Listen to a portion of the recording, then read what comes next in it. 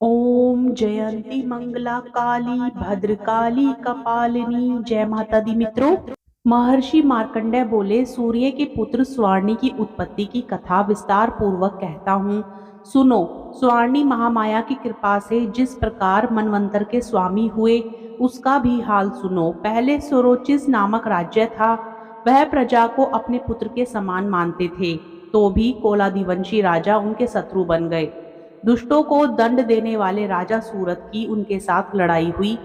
कोलादिवंशियों की संख्या में कमी होने पर भी राजा सूरत युद्ध में उनसे हार गए।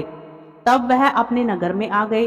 केवल अपने देश का राज्य ही उनके पास रह गया और वह उसी देश के राजा होकर राज्य करने लगे। किंतु उनके शत्रुओं ने उन पर वहां भी आक्रमण किया। राजा को बलहीन देखकर उसके दुष्ट मंत्रियों ने राजा की सेना और खजाना अपने अधिकार में कर लिया। राजा सूरत अपने राज्याधिकार को हारकर शिकार खेलने के बहाने घोड़े पर सवार होकर वहां से एक भयंकर वन की ओर चले गए। उस वन में उन्होंने महर्षि मेधा का आश्रम देखा। वहां मेधा महर्षि अपने शिष्यों तथा मुनियों से सुशोभित बैठे हुए थे और वहां कितने ही हिंसक जीव परम शांति भाव से रहते थे। राजा सूरत ने महर्षि मेधा को प्रणाम किया और महर्षि ने भी उनका उचित सत्कार किया। राजा सूरत महर्षि के आश्रम में कुछ समय तक ठहरे। अपने नगर की ममता के आकर्षण से राजा अपने मन में सोचने लगे, पूर्व काल में पूर्वजों ने जिस नगर का पालन किया था वह आज मेरे हाथ से निकल गया। मेरे दुष्ट एवं दुरात्मा मंत्री मेरे नगर की अब धर्म रक्षा कर रहे होंगे या नहीं। मेरा प्रधान हाथी, जो कि सदा मद की वर्षा करने वाला और शूरवीर था, मेरे वैरियों के वश में होकर न जाने क्या दुख भोग रहा होगा। मेरे आज्ञाकारी नौकर, जो मेरी कृपा से धन और भोजन पाने से सदैव सुखी रहते थे और मेरे पीछे पीछे चलते थे, वह अब निश्चय ही दुष्ट राजाओं का अनुसरण करते होंगे तथा मेरे दुष्ट एवं दुरात्मा मंत्रियों द्वारा व्यर्थ ही धन को व्यय करने से संचित किया हुआ मेरा खजाना एक दिन अवश्य खाली हो जाएगा। इस प्रकार की बहुत सी बातें सोचता हुआ राजा निरंतर दुखी रहने लगा। एक दिन राजा सूरत ने महर्षि मेधा के आश्रम के निकट एक वैश्य को देखा। राजा ने उससे पूछा, भाई तुम कौन हो? यहाँ तुम्हारे आने का क्या कारण है? और तुम मुझे शोकग्रस्त अनमने से दिखाई देते हो, इसका क्या कारण है? राजा के नम्र वचन सुन वैश्य ने महाराज सूरत को प्रणाम करके कहा। वैश्य बोला, राजन, मेरा नाम समाधि है। मैं धनियों के कुल में उत्पन्न एक वैश्य हूँ। मेरे दुष्ट स्त्री पुत्रादियों ने लोभ से मेरा सब धन छीन लिया है और मुझे घर से निकाल दिया है। मैं इस तरह से दुखी होकर इस वन में चला आया हूँ और यहाँ रहता हुआ मैं इस बात को भी नहीं जानता कि अब घर में इस समय सब कुशल हैं या नहीं। यहाँ मैं अपने परिवार का आचरण संबंधी कोई समाचार भी नहीं पा सकता कि वह मेरे घर में इस समय कुशल पूर्वक हैं या नहीं। मैं अपने पुत्रों के संबंध में यह भी नहीं जानता कि वह सदाचारी हैं या दुराचार में फंसे हुए हैं। राजा बोले, जिस धन के लोभी स्त्री पुत्रों ने तुम्हें घर से निकाल दिया है, फिर भी तुम्हारा चित्त उनसे क्यों प्रेम करता है? वैश्य ने कहा, मेरे विषय में आपका ऐसा कहना ठीक है, किंतु मेरा मन इतना कठोर नहीं है। यद्यपि उन्होंने धन के लोभ में पड़कर पितृ स्नेह को त्याग कर मुझे घर से निकाल दिया है, तो भी मेरे मन में उनके लिए कठोरता नहीं आती। हे महामते, मेरा मन फिर भी उनमें क्यों फंस रहा है, इस बात को जानता हुआ भी मैं नहीं जान रहा। मेरा चित्त उनके लिए दुखी है। मैं उनके लिए लंबी लंबी सांसें ले रहा हूँ। उन लोगों में प्रेम नाम को नहीं है, फिर भी ऐसे निस्नेहियों के लिए मेरा हृदय कठोर नहीं होता। महर्षि मार्कंडेय जी ने कहा, हे ब्रह्मा।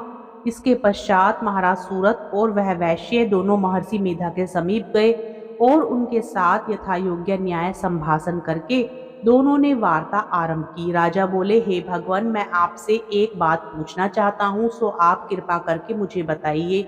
मेरा मन अधीन नहीं है, इससे मैं बहुत दुखी हूँ। राज्य धनादि की चिंता अभी तक मुझे बनी हुई है और मेरी यह ममता अज्ञानियों की तरह बढ़ती ही जा रही है। और यह समधि नामक वैश्य भी अपने घर से अपमानित होकर आया है। इसके स्वजनों ने भी इसे त्याग दिया है। स्वजनों से त्यागा हुआ भी यह उनसे हार्दिक प्रेम रखता है। इस तरह हम दोनों ही दुखी हैं। हे महाभाग, उन लोगों के अवगुणों को देखकर भी हम दोनों के मन में उनके लिए ममता जनित आकर्षण उत्पन्न हो रहा है। हमारे ज्ञान रहते हुए भी ऐसा क्यों है? अज्ञानी मनुष्यों की तरह हम दोनों में यह मूर्खता क्यों है?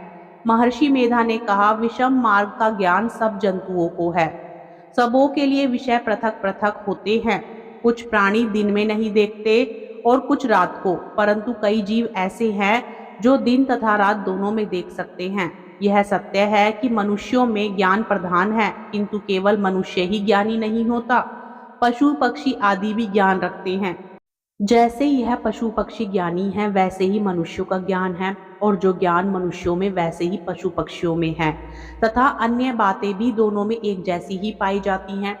ज्ञान होने पर भी इन पक्षियों की ओर देखो कि अपने भूख से पीड़ित बच्चों की चोंच में कितने प्रेम से अन्न के दाने डालते हैं। हे राजन, ऐसा ही प्रेम मनुष्यों में अपनी संतान के प्रति भी पाया जाता है। लोभ के कारण अपने उपकार को बदला पाने के लिए मनुष्य पुत्रों की इच्छा करते हैं और इस प्रकार मोह के गड्ढे में गिरा करते हैं। भगवान श्री हरि की जो माया है, उसी से यह संसार मोहित हो रहा है। इसमें आश्चर्य की कोई बात नहीं, क्योंकि यह भगवान विष्णु की योग निद्रा है। यह माया ही तो है जिसके कारण संसार मोह में जकड़ा हुआ है। यही महामाया भगवती देवी ज्ञानियों के चित्त को बलपूर्वक खींचकर मोह में डाल देती हैं और उसी के द्वारा संपूर्ण जगत की उत्पत्ति होती है। यही भगवती देवी प्रसन्न होकर मनुष्य को मुक्ति प्रदान करती हैं। यही संसार के बंधन का कारण है तथा संपूर्ण ईश्वरों की स्वामिनी है। महाराज सूरत ने पूछा, भगवान वह देवी कौन सी है जिसको आप महामाया कहते हैं? हे ब्रह्मांड, वह कैसे उत्पन्न हुई और उसका कार्य क्या है? उसके चरित्र कौन कौन से हैं? प्रभु, उसका जैसा प्रभाव हो, जैसा स्वरूप हो, वह सब ही कृपा कर मुझसे कहिए, मैं आपसे सुनना चाहता हूँ। महर्षि मेधा बोले, राजन, वह देवी तो नित्य स्वरूपा हैं।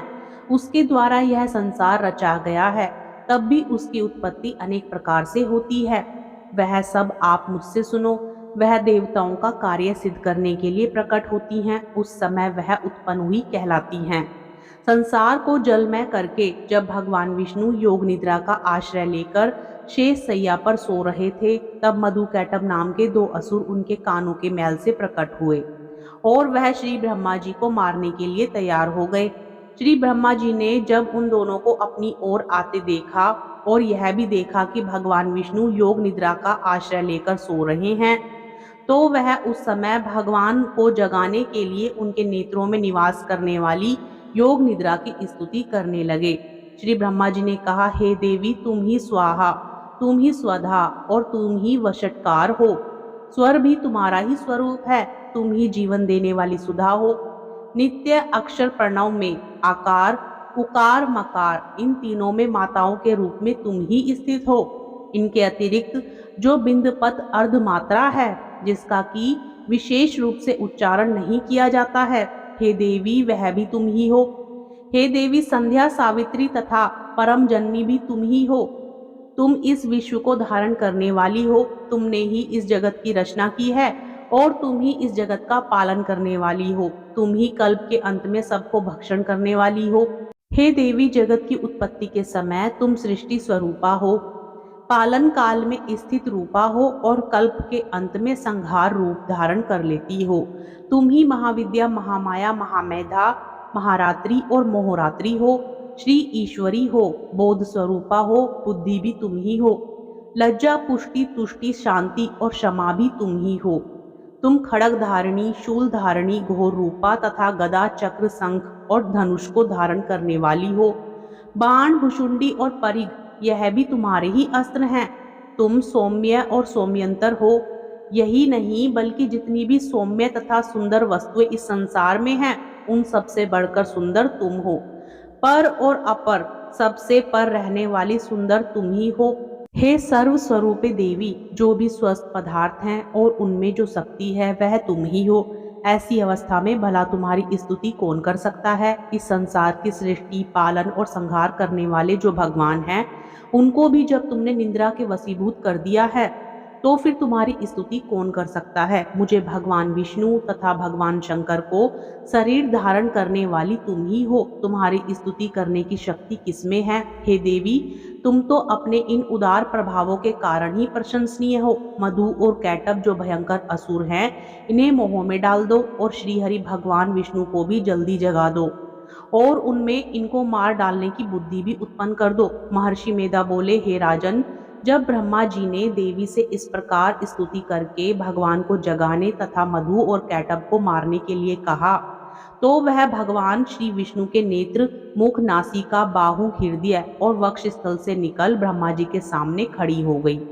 उनका ऐसा करना था कि भगवान श्री हरि तुरंत जाग उठे और दोनों असुरों को देखा, जो कि अत्यंत बलवान तथा पराक्रमी थे और मारे क्रोध के, जिनके नेत्र लाल हो रहे थे और जो ब्रह्मा जी का वध करने के लिए तैयार थे। तब क्रुद्ध हो उन दोनों दुरात्मा असुरों के साथ भगवान श्री हरि पूरे 5,000 वर्ष तक लड़ते रहे। एक तो वह अत्यंत बलवान तथा पराक्रमी थे, दूसरे महामाया ने भी उन्हें मोह में डाल रखा था। अतः वह श्री भगवान से कहने लगे, हम दोनों तुम्हारी वीरता से अत्यंत ही प्रसन्न हैं। तुम हमसे कोई वर मांगो। भगवान ने कहा, यदि तुम मुझ पर प्रसन्न हो तो अब तुम मेरे हाथों से मर जाओ। बस इतना सा ही वर मैं तुमसे मांगता हूँ। यहाँ दूसरे वर से क्या प्रयोजन है? महर्षि मेधा बोले, इस तरह से जब वह धोखे में आ गए और अपने चारों ओर जल ही जल देखा, तो भगवान श्री हरि से कहने लगे, जहाँ पर जल ना हो, सूखी जमीन हो, उसी जगह पर हमारा वध कीजिए। महर्षि मेधा कहते हैं, तथास्तु कहकर भगवान श्री हरि ने उन दोनों को अपनी जांघ पर लेटाकर उन दोनों के सिर काट डाले। इस तरह से यह देवी श्री ब्रह्मा जी की स्तुति करने पर प्रकट हुई थी। अब तुमसे उनके प्रभाव का वर्णन करता हूँ, सो ध्यान पूर्वक सुनो। इस प्रकार श्री दुर्गा सप्तशती प्रथम अध्याय संपूर्ण होता है। आगे की कथा अगले अध्याय में श्रवण करेंगे। जय माता दी।